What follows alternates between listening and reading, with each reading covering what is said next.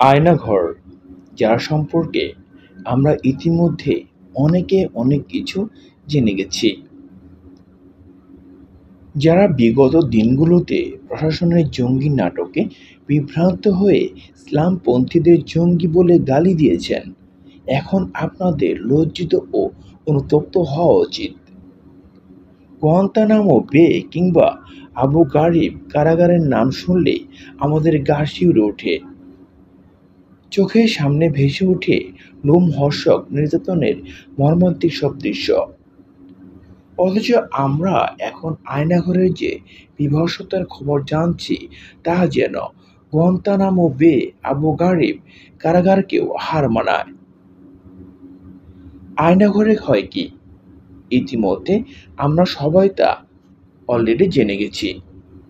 আয়নাঘর হয়ে উঠেছিল জঙ্গি নাটক বানানোর বিশাল মঞ্চ।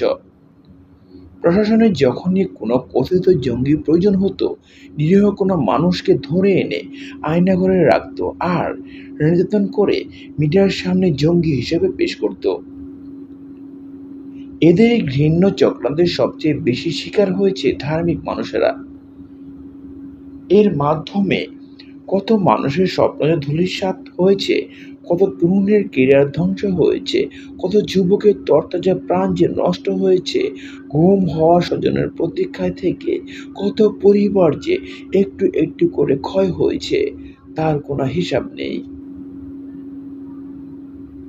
যারা আমাদের এই সবুজ বাংলাদেশে গুয়ান্তানামো বে তৈরি করেছে, অসংখ্য নিরীহ মানুষের উপর পাশবিক নির্যাতন চালিয়েছে, অগণিত যুবকের পরিবার থেকে বিচ্ছিন্ন করে বছরের পর বছর অন্ধকার প্রকোষ্ঠে বন্দি করে রেখেছে, আমরা সেসব কালপ্রিটদের সর্বোচ্চ শাস্তি দাবি করছি।